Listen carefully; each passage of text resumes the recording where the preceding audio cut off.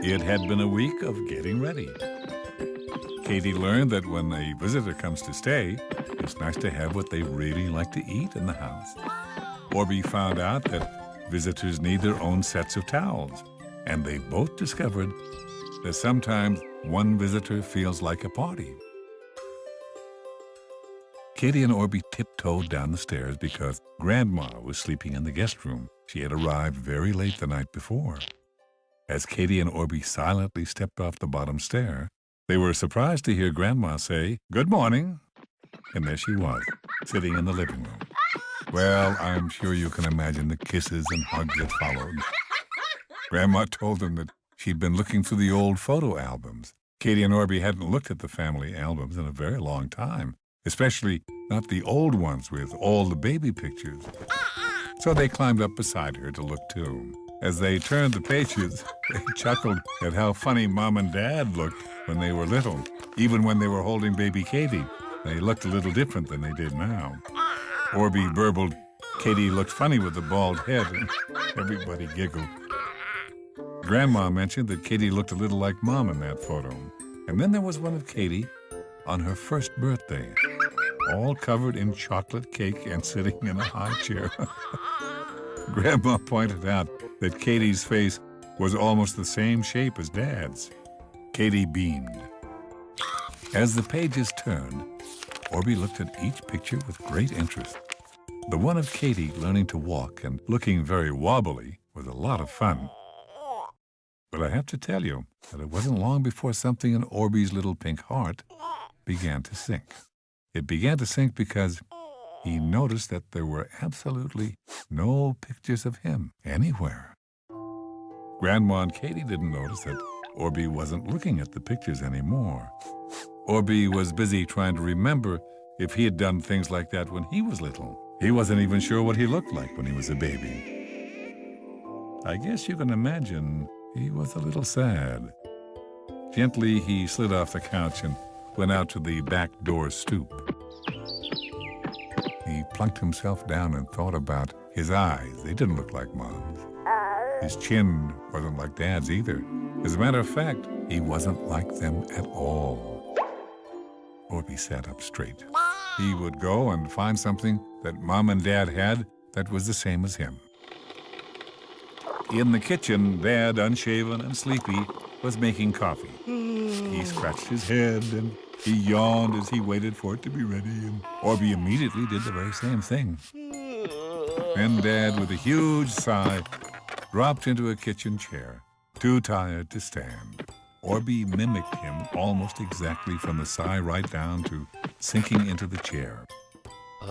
When Dad looked at Orbie across the table, he told him that he was really tired and needed his coffee. Orbie burbled the same back to Dad, who chuckled. He knew Orbie didn't drink coffee. Later, when Dad was shaving, in the bathroom mirror, he noticed Orbie was copying his every move. Dad smiled and asked Orbie to give him a little time to wake up. He'd had a long day yesterday and had to drive all the way to the airport and back late at night. Orbie tiptoed away, feeling a little bad, when he noticed Mom in the bedroom. She was humming and hanging clothes up in the hangers. Orbie decided that he was much more like her. Right away, he picked up a sweater of Dad's and hooked a hanger through it. And in the closet, he leapt up and hung it on the rack. When Mom went to brush her hair, he pretended to brush his hair, too. Mom giggled at Orbie, and he giggled just like her right back. As she headed down the stairs, he imitated her walk completely. On the last step, Mom realized she forgot something and turned to head back up. She bumped right into Orbie.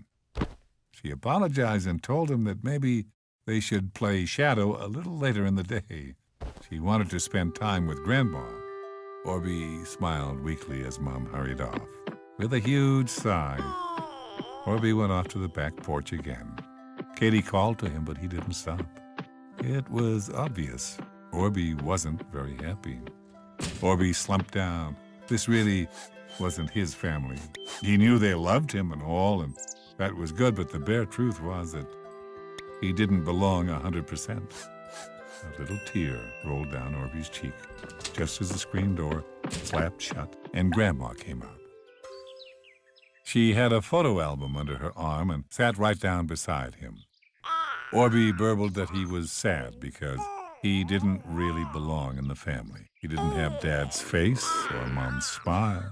And Grandma said that he had never been so wrong in his whole life. She opened the photo album. She told him it was all about one of the very most important days in this family's life. It was the day Orbie came to stay. Orbie glanced over.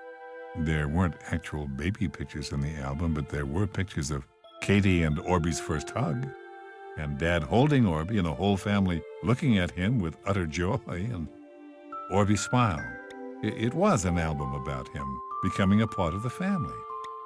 He felt very important, but he didn't have any family traits that made him a real part of the family.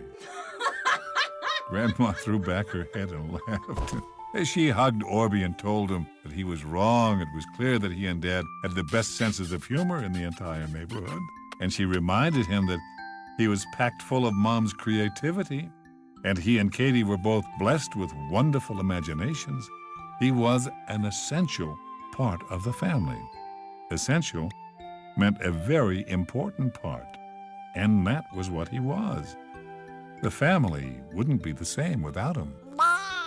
With each word, Orbie filled with joy.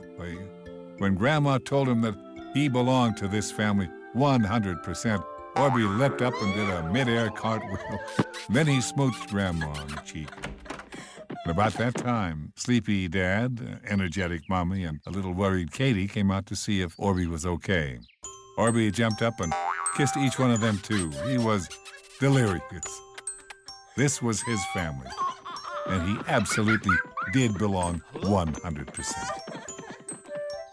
And do you know, whether you are born into or chosen by a family, you are a very important part of it too. And you belong to your family, 100%, just like Orbie.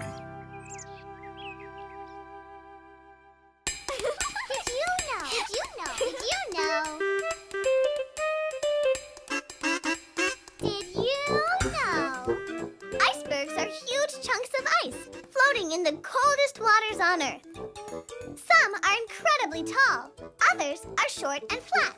Sometimes they move around and break apart. Hey!